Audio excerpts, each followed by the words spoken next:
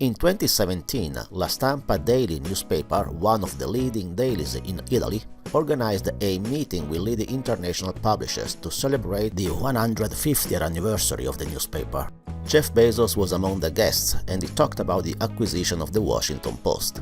Under Bezos, the Post became profitable again and reached a global audience. The principles Bezos applied to turn around the American newspaper are most likely the same that will make Zoox a game changer in the transportation industry. ExpovistaTV followed the event in streaming, and 3 years later the topics are still very relevant. When Bezos bought the Washington Post, it was on invitation from the owner and friend Don Graham. Don Graham was scouting for investors mostly from Silicon Valley, since he needed internet skills to help with the transition to the online world. I wasn't seeking to buy a newspaper. It was not in my mind back in 2013, and I got approached by Don Graham, who,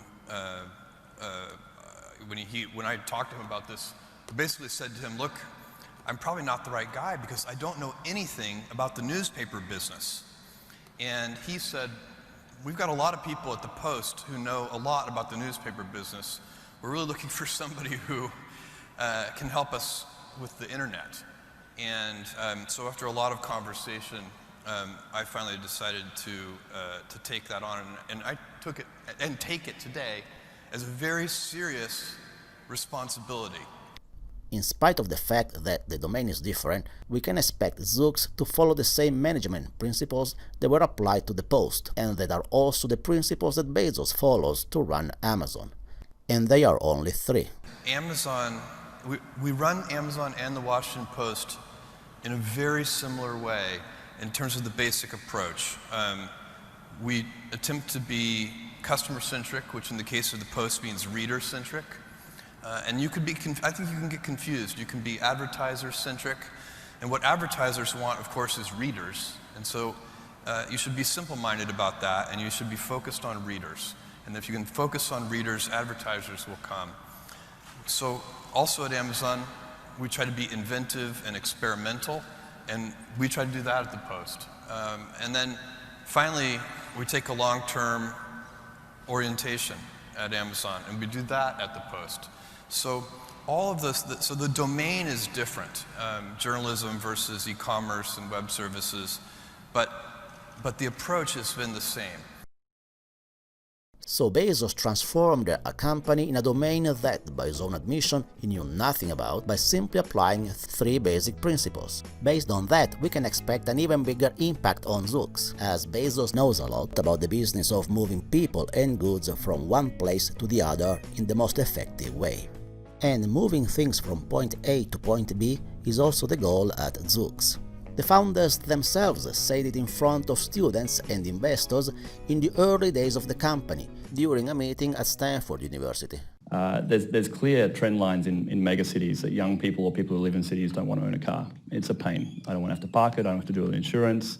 And what I really want is on-demand mobility, where I push a button, it picks me up and takes me where I want to be, and that's it. And that's really the mission statement of our company, is connecting people and places, right? One thing that Zoox might need to do is to rethink the mission statement, if it is not consistent with Amazon's goals. Something that was tried at the Post too. That we should have an identity for covering democracy in the United States. And that's why we have our tagline, Democracy Dies in Darkness. And by the way, we worked on that tagline for more than a year. We wanted a positive version of Democracy Dies in Darkness.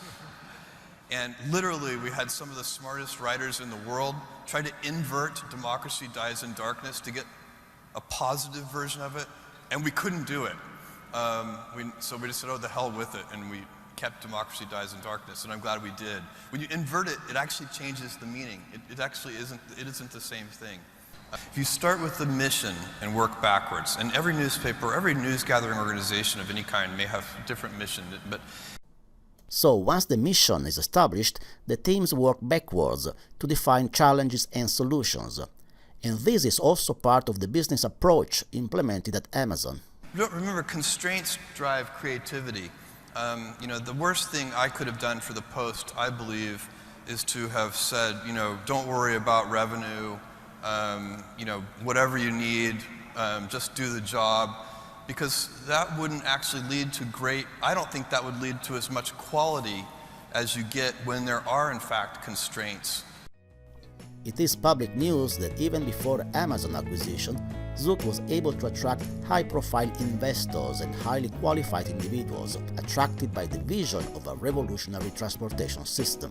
Bezos' approach with the Post shows that engineers at Zoox have now even more incentives to work towards Zoox's vision. And of course I didn't try to change, and I don't think you should try to change, the principles. So, the principles of the Post don't need to be changed. So I think if I'd wanted to change the principles of the Post, that would have been very challenging. But we didn't want to do that.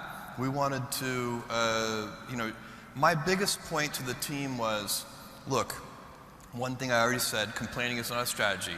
It is true that the internet has taken what was a great business model and turned it upside down. That's just a fact. Let's accept it. The second thing is we can't shrink our way back to being an important institution. We're going to have to grow. We're going to have to experiment to do that. Some of the experiments are going to be failures. It's okay. Let's start learning. And let's be fast. Let's try things quickly. Let's be decisive. We don't need to make these decisions by consensus. Most of these things are going to be two-way doors. If we try something, it's wrong, doesn't work, we'll just back up and come back through the door again. We don't have to look at it. At the Post, Bezos said that when he bought the company, he found an outstanding technology team and a great editor. He didn't have to replace anything, but rather add more resources. The resources that Amazon will bring as Zoox are already in place, as Zoox can now rely on the powerful AWS infrastructure to process the massive amount of data that is necessary to run Zoox's transportation concept. So there was already a fantastic team, and what they needed is a little bit of runway and the encouragement to experiment and to stop shrinking. You can't shrink your way into relevance. And so they had gone, because of financial pressure, they had gone from 900 journalists in the newsroom down to below 600. Since in just the last couple of years, we've added more than 140 people to the newsroom. We've grown the technology team very significantly, and we've grown our way into profitability instead of shrinking our way into profitability. Also, the car industry is no strange territory for AWS, as the high-performance computers available here already provide the data processing for the race cars in Formula One. A massive HPC problem, and this is where the partnership between Formula One and AWS was so important.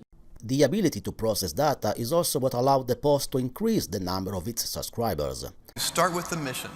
The mission is to continue to, report on important events, and you work backwards from that. And you can see that, okay, we've got to be great at generating subscription revenue. You got there through, maybe you had a hypothesis that was true, but then you studied the data. You figure, yes, that is true. There's certain kinds of stories that drive subscription revenue, and then you can make that business model make sense. And a subscription model is also going to be the basis of Zoox service. Because our business model is very different. We don't actually sell these vehicles to customers. We own and operate this fleet, and then you can use them the way you use Uber and Lyft to just hopefully be much better and even cheaper to operate because you're not paying the driver. The products that the Washington Post Online and Zoox are competing with in the long term might become obsolete or luxury items. If you're asking, will we still be printing newspapers in 2025, I think we will. I think it's interesting.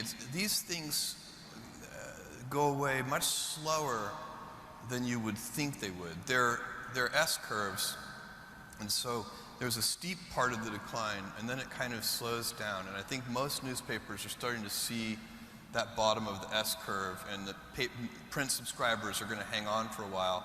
And I think for some of the reasons that have been mentioned, you do you know, it's a different experience to read a print newspaper, and but one day, at some point, you know, it will be a luxury product.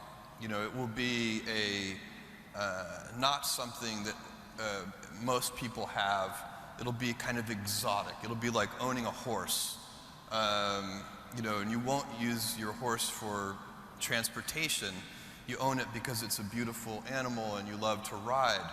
And some people will still get physical newspapers, and it'll be a beautiful thing, and you'll go over to your friend's house and they'll have a physical newspaper, and you'll be like, wow, can I try that?